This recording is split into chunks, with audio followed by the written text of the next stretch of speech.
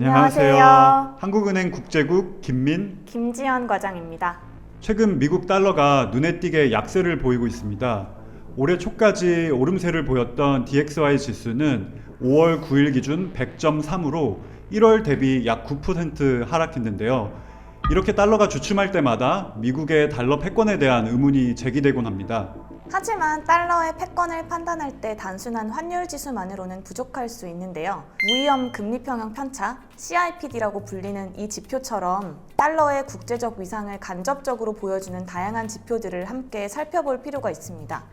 이 CIPD는 좀 쉽게 얘기하면 우리나라 투자자들이 달러를 빌릴 때 부담해야 하는 일종의 가상금리로 이해하시면 되겠습니다. 오늘은 저희가 이 지표에 대해서 좀 얘기를 해보려고 합니다. 무위험 금리평형 편차 CIPD가 뭐예요? 무위험 금리 평형 조건이 성립하지 않는 그 정도를 말합니다. 이 조건에 따라 달러를 빌릴 때 지불하는 비용은 달러를 빌리는 주체나 그 방법과 상관없이 이론적으로는 모두 같아야 하는데요. 하지만 현실에서는 규제와 같은 시장 환경의 차이로 우리나라를 비롯한 대부분의 나라에서 CIPD가 관찰됩니다.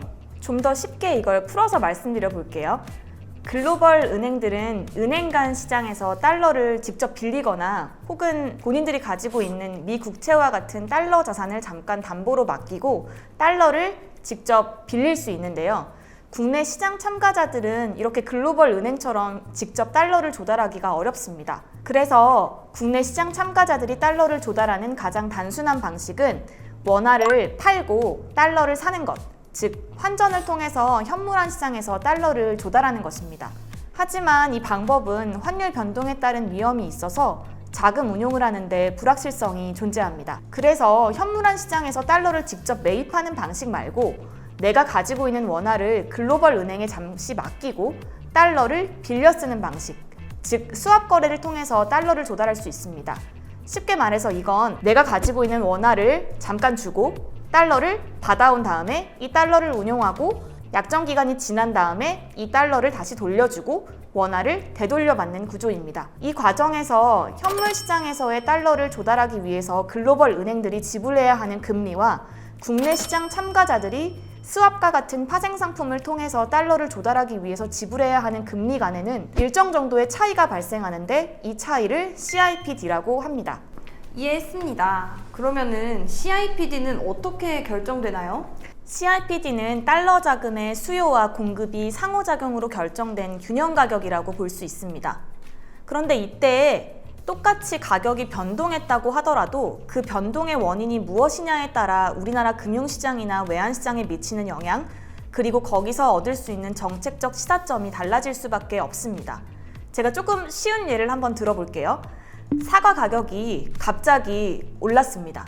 그런데 이 사과 가격이 갑자기 올랐을 때 그 이유가 사람들이 갑자기 사과를 너무 좋아하게 돼서일 수도 있고, 아니면 날씨가 안 좋아서 수확량이 줄었거나 이 사과가 유통되는 과정에서 문제가 생겼기 때문일 수도 있죠. 겉으로 보기에 우리가 볼 땐 그냥 사과 가격이 올랐다, 이런 결과는 똑같지만 그 사과 가격이 오른 원인에 따라 그에 따른 영향, 그리고 우리가 취해야 하는 정책은 달라지게 됩니다. 달러 자금 시장에서도 마찬가지입니다. CIPD는 달러 자금의 공급이 줄어서 오를 수도 있고 반대로 달러 자금의 수요가 늘어서 오를 수도 있습니다.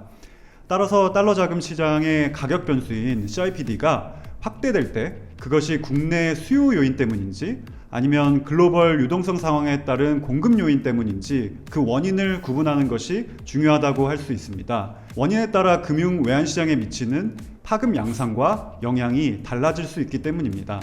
우리나라의 CIPD 흐름은 어떤가요? 실제로 우리나라 CIPD 추이를 보면 대체로 양의 값을 가집니다. 이는 국내 투자자들이 스왑과 같은 파생 상품을 통해 달러를 조달하기 위해서 양의 가상금리를 지불해야 함을 의미합니다. 우리나라에서는 과거 두 번, 2007년 하반기와 2020년 초 CIPD가 크게 상승했던 적이 있었습니다. 글로벌 금융위기 직전이었던 2007년에는 우리나라 조선업체와 자산운용사들이 선박 수출 대금과 해외 자산에 대한 환차손 위험을 피하기 위해 선물한 매도를 크게 늘렸고, 이 때문에 외국한 은행이 달러를 더 많이 필요로 하게 됐습니다. 즉 수요 증가에 따라서 CIPD가 상승했던 것입니다. 코로나19 당시에는 국제 금융시장 불안으로 외국인 투자가 주식 자금을 중심으로 급격히 유출됐습니다. 이로 인해 달러 자금의 공급량이 줄었고 공급 축소로 인해서 CIPD가 오르게 됐습니다. 이에 저희가 우리나라 CIPD가 변동하는 요인을 크게 국내 투자자들의 수요 요인과 외국인들의 공급 요인으로 구분해 봤는데요.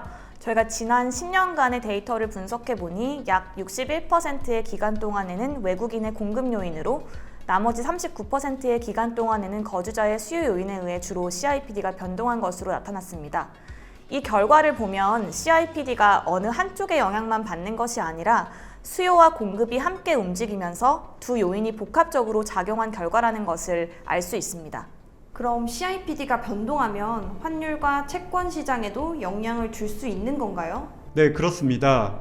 외국인의 거래 중 많은 비중을 차지하는 것이 차액 결제 방식의 선물환 거래인데요. NDF라고 불리는 이 거래는 미래의 달러 거래에 적용할 환율을 미리 약정하고 실제 거래 시점에서는 그 시점의 환율과 약정 환율 간 차액만을 달러로 결제하는 구조입니다. 이는 원화와 달러를 교환하는 일반적인 스왑 거래와는 조금 다르지만 CIPD에 영향을 주는 주요 요인 중 하나입니다.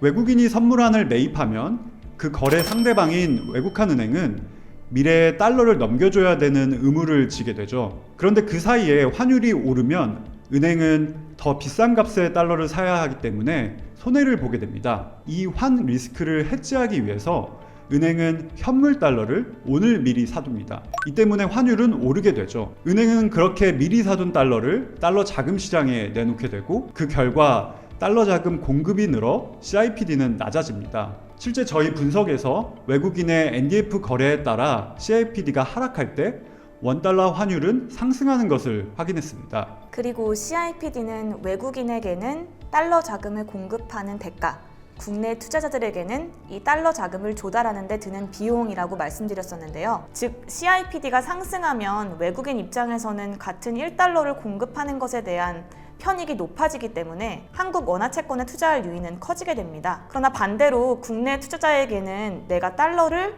조달해야 하는 비용이 올라가기 때문에 국내 투자자들의 해외 채권 투자 유인은 줄어들게 됩니다. 실제 저희가 분석한 결과에서도 CIPD가 상승할 때 외국인의 채권 자금 유입은 증가하고 국내 거주자의 해외 채권 자금은 국내로 돌아오는 현상을 확인하였습니다. 이를 종합해서 보면 CIPD가 왜 발생하고 어떻게 움직이는지 제대로 알기 위해서 외환시장과 금융시장 상호 연계성을 종합적으로 고려하여 분석하는 것이 중요하다는 말씀을 드리면서 오늘 설명은 이렇게 마치도록 하겠습니다. 복보기 여러분, 구독, 좋아요 댓글, 알림 설정까지 많이 많이 눌러주세요. 눌러주세요. 안녕.